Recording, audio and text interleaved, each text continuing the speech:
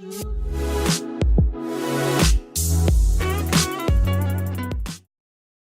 because you right now are not where you want to be. Yeah. When you daydream, it's your mind is wandering because it's Bored. seeking attention or seeking stimulus. It's looking for something to waken it up, to liven it up, to be excited about, right?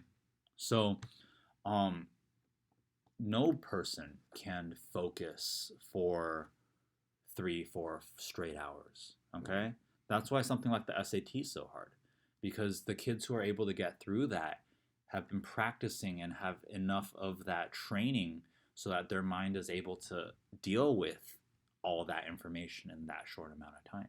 Okay, but yes, it's very easy for you to get distracted by things such as your phone and your computer and things like that. But here's a thought that I like to give you.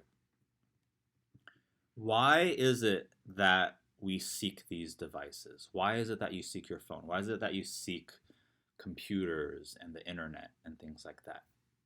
Maybe catching up on social life, Well, catching up on social life, that's a part of it, but entertainment. a bigger, more general sense and general idea of what's going on is you're looking for information that can benefit you for the future. Okay? Think of it as a lot of the things with the human mind and behaviorally are linked to the way that cavemen are. Okay, so the way that the human mind works, it has evolved, but the thing is, the main mechanisms that allow our brains instincts, those things haven't changed very much. Okay, now what in our instincts are I get it. the focus? So basically, instinctively, we as humans have always wanted to learn new things. Mm-hmm. And our brain now has evolved to know that technology is the quickest way to learn new things. It is the quickest way to learn new things. But the thing is, every time you pick up your phone, are you necessarily learning something new? Because you drift off and then just start with the entertainment. There's some times where you start to entertain yourself and things like that. Another part of it is the fact that, let's say if you're a caveman, you go out there, you find a rock that happens to be a tool, that's a useful tool, you want to hold on to it, you want to use it and be able to use it. And actually what happens is your body releases these feel-good chemicals that link you to that tool. The more you use it, the more you touch it, the more often that you're interacting with it, the more you start to love it. How often do you touch your phone in a day? This summer, because I ended up playing it just so much that I just, grew a new level of love for the sport. Yeah, because the more that you're able to interact and that level of increase of, the stimulus of learning and things like that, those are the things that cause you to, go back to it. It's interesting as well, if you end up with negative experiences with basketball, that's possibly going to lead you to avoid it in the future, if you think of it that way. If you get hurt, or if there's a situation that was uncomfortable for you, or somebody maybe yelled at you and made you feel bad about yourself, that could turn the other way as well, right? But if your mind is constantly seeking all this new information, it's very easy to kind of like overlook what's right in front of you as well. Okay, the idea is here. Yes, your phone does have a lot of information in it right now for you to learn, but the process and the pathway that you're on right now, I look at it as two paths. You got a path of doing your homework, you got a path of doing your picking up your phone and trying to find information on there. Which one is going to get you to your destination faster? Well, your homework right now is all the information you need right in front of you that you just need to get into your brain and get through the process of doing. Your teachers designed that for you to learn. You go out onto the computer, you go out onto your phone, you yourself now have to figure out the process of learning for yourself next. Yeah, it might be a YouTube video, etc., right? But the thing is... Oh, now you have to set up your own itinerary, sort of, like, okay... You've got your own schedule to figure out, yeah. Okay?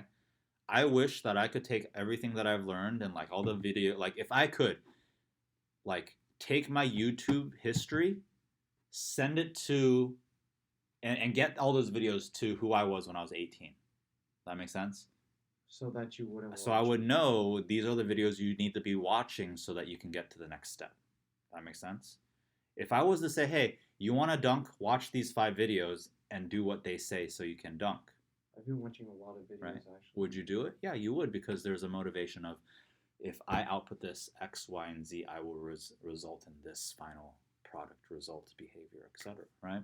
So I think it'd be interesting. Like, take your time. Another thing is that if you spend, let's say you technically have 2 hours of homework to finish tonight, but you spend how much time sitting at your desk working on it? 4, 5, 6, right? Usually it's a factor of 2.5, double and a half. Okay. I mean, there's people in my school who are like, I got this much work done, and then I studied for 4 hours, then I did this. I'm like, how? But here's the thing: is this their studying? Oh yeah, no one ever talks about that. Who the hell? How are you to evaluate the level of their studying? Here, tomorrow, go to school. Yeah, I did 12 hours of studying, guys. Bullshit. Right? Anytime somebody wants to brag about time and effort and things that they've Time spent, means nothing. well, time is not the only factors. Right. Intensity is just as important. You can go for a walk for 3 hours, or you can do a 20-minute exercise high intensity workout. I think in the end, the calories burned could be comparable if you really look at the intensity versus the leisurely stroll, right? So effectiveness, efficiency, that all matters. You can spend an hour being efficient, or you can spend 4 hours being inefficient. I hate inefficiency. That's why, like, you come in here, you spend 2 hours with me. How much did you learn with me in the 2 hours that you came? Quite a bit. Quite a bit. We had an epiphany today. You're like, oh my God, that makes so much sense now, right? But that process, right? If we sat here with our phones next to us all day, it might have taken us 4 hours to get to that. Oh, I see what you're saying. Maybe more actually. So that's just all it is. It's like, yeah, you've got good fuel in the car. The But there's also something car's I've running noticed. great, but you just keep stopping to look at the side of the road for There's some also reason. something I've noticed though about the psychology of it. It's like when I'm here or when I'm at another. Tutoring centers, you actually do get urges to pick up your phone, but when you're here, you're just No, like, no, no. Like no, tutoring centers in general. Yeah. Like no. Like I mean, I've only gone to 2, but No. when I'm at the tutoring centers, I'm like, I'm You're not gonna focused. pick up my phone. Exactly. Well, there's also the idea that, like, you're here in exchange for your time as well. You're already paying for the time to be here, and so Right, there's so no there's a reason lot to of waste it in that factors, sense. right. But here's something interesting as well: is, do you have a finite number of minutes in this world? We all do. Oh wait, yeah. We're all Sorry, I mortal. thought you said Yeah. infinite. Yeah, okay. we all have a finite. We're all mortal, right? We all, one day have an expiration date. But in that question, do you want to waste your time along that lifetime? Do you want to sit there, look back down at yourself and say, what did I just do for 3 hours? Which is something I find myself. A lot of us do that every now and then. If you've had a very busy day and stuff, it might be nice to relax in that way. But a lot of, like, don't wake up one day when you're 45 years old and realize, oh my God, I just wasted all that time in my life, right? Because, I've the already true been value, waking up like that a lot, which is bad. So the like value the value of your time, I think a lot of people don't weigh it enough. They don't realize how important their time is, and that it's a finite number. The time you have with certain people, the time you have to do certain things, right? Yeah. Like, I look at it this way: I have a finite number of basketball games left in me for the rest of my life. right. It's not infinite. Even Kobe Bryant and Michael Jordan had a finite number left in them, right? And How so long understanding, did they play? How old were they? they got up to their late 30s, like mid late 30s, Yeah. right? But, like, understand in that situation that use the experience of other people around you to help understand. And the worst thing to see is a man's regret, right? Seeing somebody way older than you sit there and regret stuff that they wish they could have done in the past and things like that. Those are the experiences you should learn from, and understand that when it comes down to being, smart with your time, a lot of it just comes down to being disciplined, get what needs to be done, so you can have the leisure of what you want to do. Because I'm expecting, if you had 1.5, 2 hours of homework, you're spending close to 5 dealing with it. But you realistically could spend 2.5 to 3 and get those 2 other hours to go play ball or something else. Yeah. Right? It's interesting too. If you know you got ball to go play later in that Yeah. night, are you more likely to finish your homework quicker and be more focused on it? Slower, because I'm constantly thinking Think about about it, going and to that play happens ball. all the time. It's like, okay, I have to work out at 5. I have to work out at 5, and it's like, holy shit, it's 5:30, and sorry for my language, Huh? but like it's 5:30. I'm still doing my homework. But here's another part of it is be realistic with your time. You look at something and you say, I have an hour of homework. Realistically, how much is it supposed to take you? They say, like, there's a book that says the 10x rule. Anytime you say it's supposed to take something a certain amount of time, multiply it by 10. That way, you will overachieve, right? So, like, they say, like, if I need to assign one client, good behavior. I go for 10, right? If I need to do one problem in this book, I try 10 of them, okay? If I know I have 1 hour of homework, I plan out to give myself 10 hours to finish it. If I've got a project that I know is going to take me 10 hours, I figure out how I'm going to spend 100 on it. Do you see that?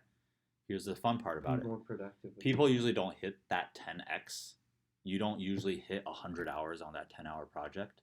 But the idea is that you no longer have the maximum threshold of 10 hours. Your maximum threshold now jumps to 100. Your capability of what you're going to do at 10, now you're spending 20, 30, 40, 50, 60 hours on it versus somebody else who will only have spent 10. Your 50, 60 hours of effort are definitely going to overlap and be better than what they've got to offer. That makes sense? So it's, it's numbers. Using time and being strategic with your time so that if you know something needs to be done, plan it out so that you have the ability to get it done. So look it up. Pomodoro time probably would help you. Just staying on track on your stuff.